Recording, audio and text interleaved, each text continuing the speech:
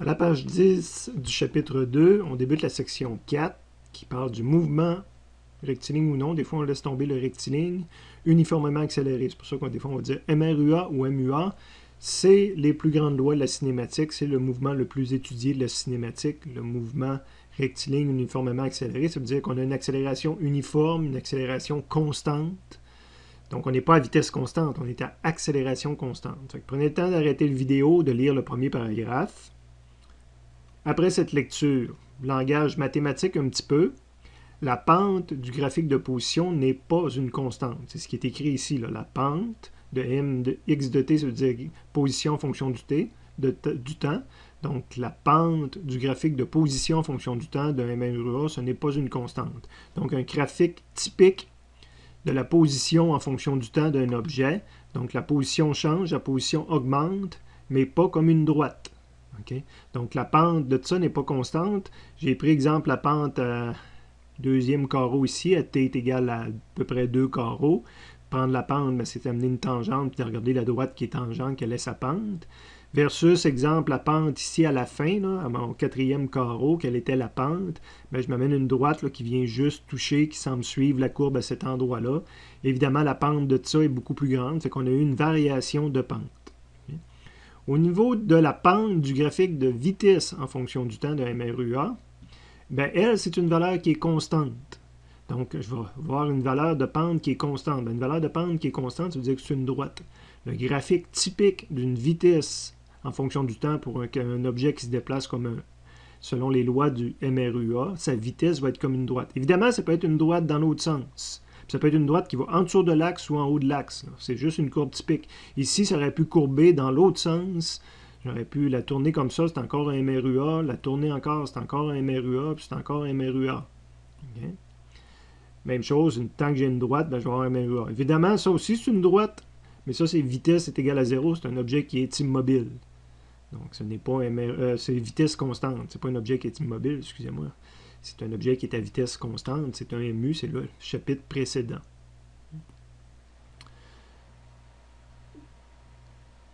Et on peut faire un calcul de pente. En Y, ben, ça va nous donner du delta Vx parce qu'on a du Vx sur l'axe. On peut faire du delta T sur l'axe des Y. C'est un calcul de pente de prendre cette variation-là versus cette variation-là. Et ça va nous donner l'accélération. Fait que la pente de ce graphique-là va nous donner une valeur d'accélération. Puis c'est une pente qui est toujours pareille, que je la mesure n'importe où, je vais toujours avoir la même pente. Donc l'accélération est constante. Okay? Donc on peut toujours passer d'un graphique à l'autre. Je prends des pentes ici, ça va me donner le graphique de vitesse. Je prends la pente ici, ça va me donner le graphique d'accélération. C'est ce qu'on appelle faire des dérivés également. Mathématiquement, c'est peut-être plus facile de calculer des pentes. Le processus inverse existe aussi. À partir d'un graphique d'accélération connu, je suis capable de calculer une vitesse. En mathématiques, c'est de faire l'intégrale. Ici, bien, ce serait de calculer des aires. L'intégrale d'une courbe, c'est de calculer les aires sous la courbe. Donc, je peux remonter de là à là en faisant des calculs d'air et de là à là en faisant des calculs d'air. Bon, un MRUA, il y a des grandes lois de physique qui s'appliquent à ça. Il y en a deux qui sont plus fondamentales que les autres. Il y a 5 lois de base, là, mais il y en a deux qui sont vraiment plus fondamentales. C'est de définir quelle est la position d'un objet qui se comporte selon les lois d'un MRUA. Donc, la position. Et là, on va combiner à la fois la position, la vitesse et l'accélération. Donc, il y a 3 variables qui rentrent en compte. Ma position finale, ce qu'on nous intéresse le plus souvent, dépend évidemment de ma position initiale, plus une contribution de ma vitesse initiale, quelle était ma vitesse au départ, fois le delta t, plus la contribution de l'accélération, une demi-AX fois delta t au carré. La plupart des gens ont vu ça. Donc, c'est la grande équation du positionnement d'un MRUA. Évidemment, des fois, on s'intéresse à la vitesse d'un MRUA, donc quelle est la vitesse finale d'un objet après tant de secondes, connaissant sa vitesse initiale, donc la deuxième plus grande équation de base, c'est vitesse finale selon x est égale à la vitesse initiale selon x plus la composante liée à l'accélération. Mais souvent, dépendant des livres de physique, des sites que vous allez consulter, on peut retrouver jusqu'à 5 lois qui sont dérivées, 5 ou 6 qui sont dérivées de ces équations-là. C'est souvent ce qu'on a fait des opérations mathématiques pour faire disparaître un paramètre. Donc, si je veux, disons que je n'ai pas besoin de AX, ou je ne connais pas AX, je pourrais retravailler les équations puis faire disparaître le AX. La position finale elle peut être égale à la position initiale plus la vitesse moyenne fois delta t. Si tu connais la vitesse moyenne de l'objet fois delta t, tu es capable de calculer la position. Et la vitesse moyenne, ben, on verra si j'ai le temps, il faut une démonstration en classe, que la vitesse moyenne, ben, c'est la moitié de ce que j'avais au début et à la fin. Donc, c'est faire la moyenne, si on veut, de la vitesse initiale, la vitesse finale. Donc, vous voyez, j'arrive à calculer mes positions, puis je n'ai jamais connu la valeur d'accélération dans ça. Des fois, c'est le temps qu'on ne connaît pas. Souvent, c'est le temps qu'on ne connaît pas. Donc, il y a une équation extrêmement pratique où ce que les mathématiciens ont combiné ces deux équations-là pour faire disparaître le delta t. Et ça nous a amené à une équation de base qui s'appelle vitesse finale au carré. Puis, il n'y a pas de selon x, puis c'est voulu, est égal à vitesse initiale au carré plus 2 fois ax. Puis là, le ax est important, fois delta x. Pourquoi il n'y a pas de AX? Parce que normalement, il y en aurait un, mais de toute façon, que la vitesse finale soit positive ou négative, quand tu la mets au carré, ça va donner une valeur positive. Fait que si tu prends juste le module, déjà, tu as réglé toute ta situation. Et on peut aussi dire qu'on ne connaît pas la vitesse initiale, qu'on veut la faire disparaître. Un peu comme ici, la vitesse finale n'apparaissait pas, mais si l'inverse, c'est dire je connais la vitesse finale, mais je ne connais pas la vitesse initiale. Fait qu'il y a une équation qu'on utilise beaucoup moins souvent, mais où vitesse initiale n'apparaît pas, que c'est vitesse finale qui apparaît. Et attention, elle est très similaire à mon équation de base, mais c'est le signe qui change. Donc, je calcule la position à partir de la vitesse finale. Et avec ces 5-6 versions-là, ben, dépendant des livres de physique, des fois, on utilise d'autres symboles. Donc, il faut réaliser qu'il y a deux grandes équations les plus fondamentales. Qu'en les traitant mathématiquement, je peux en développer 4 autres, puis qu'en plus, je peux les écrire autrement. À la page suivante, la page 11, on continue dans la section 4, le MRUA ou MUA.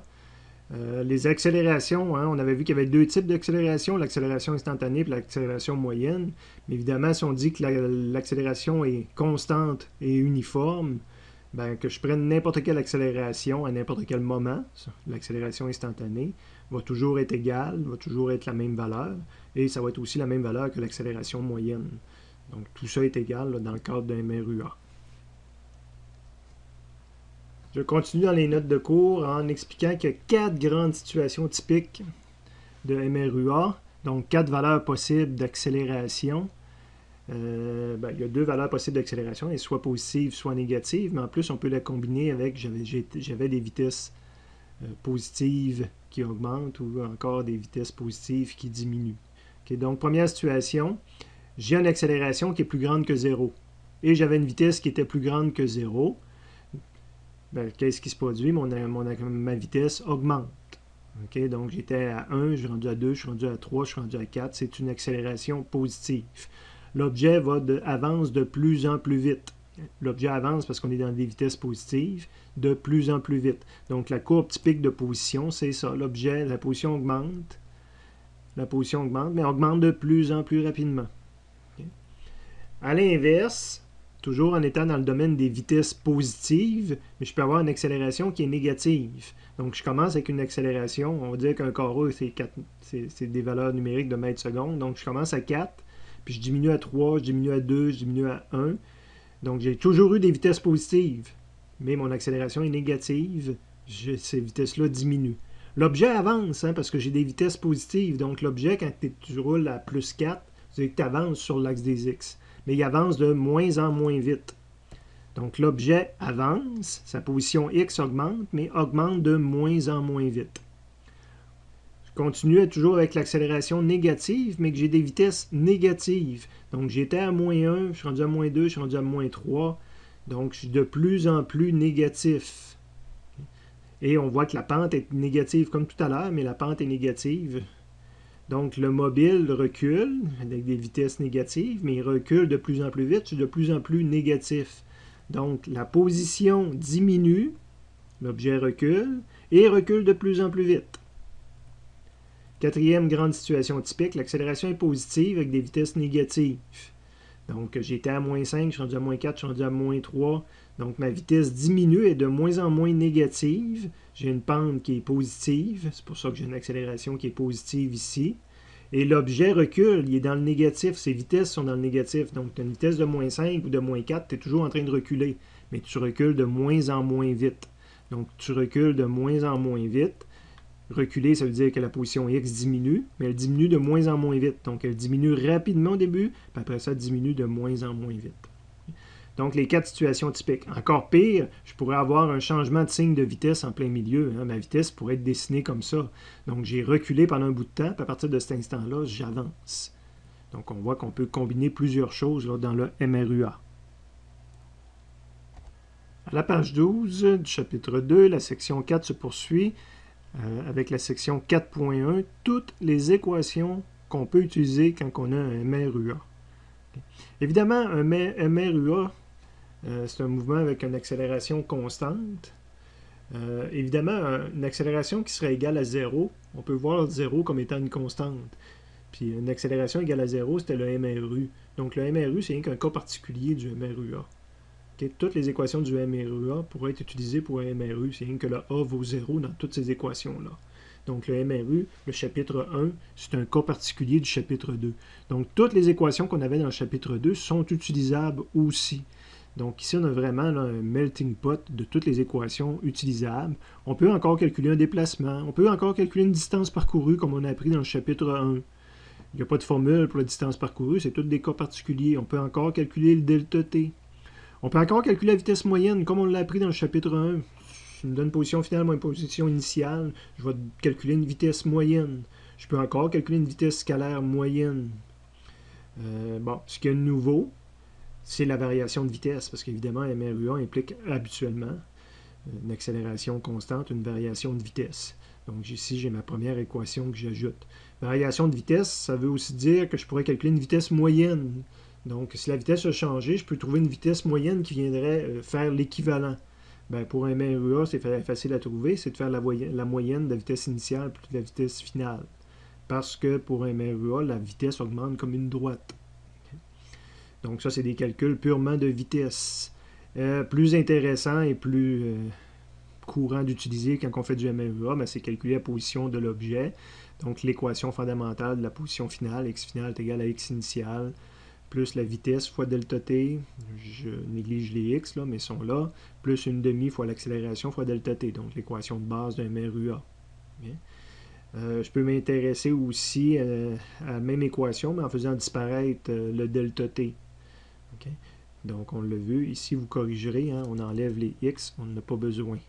Donc petite correction à apporter à votre document. Donc vitesse finale est égale à vitesse initiale au carré, plus 2ax fois delta x. Je peux m'intéresser à la vitesse finale, donc il n'y a pas de position là-dedans. Donc vitesse finale, c'est ma vitesse initiale plus l'aspect accélération. L'accélération, ben, c'est une constante. Puis je pourrais ajouter également que, évidemment, s'il y a une seule et unique accélération peut être toujours égale, vous m'ajouterez également que ça va être la même valeur aussi pour l'accélération moyenne selon x. Pas mou, mais vraiment y, si je peux l'attraper. Donc, accélération moyenne, tout ça est égal. C'est un chiffre tout simplement, il n'y a pas de formule pour le calculer. Il reste deux équations qui ne sont pas écrites dans ça, que vous allez m'ajouter en bas. Ces deux équations, je calcule la position finale en fonction de la position initiale, mais en faisant disparaître un des paramètres qui n'est pas connu. Donc là, ici, on avait en utilisant la vitesse initiale, il y a une équation aussi qui utilise la vitesse finale à la place. Donc on va la remettre sur la même ligne, là. Donc on l'écrit comme ça, vous l'ajouterez en bas. Donc je peux calculer la position finale en ne connaissant pas la position initiale, en connaissant la position finale, la vitesse finale, mais ça change le signe là, du plus une demi, ça devient du moins une demi delta x, delta ax fois delta t carré. Donc vous ajouterez ça dans le bas de la page. Et je peux aussi calculer la position finale, toujours en fonction de la position initiale, plus la vitesse moyenne fois delta t. Okay? Donc c'est une dernière façon là, de calculer la position finale. Donc, c'est des équations qu'on aurait pu retrouver au centre ici, mais je manquais un peu d'espace.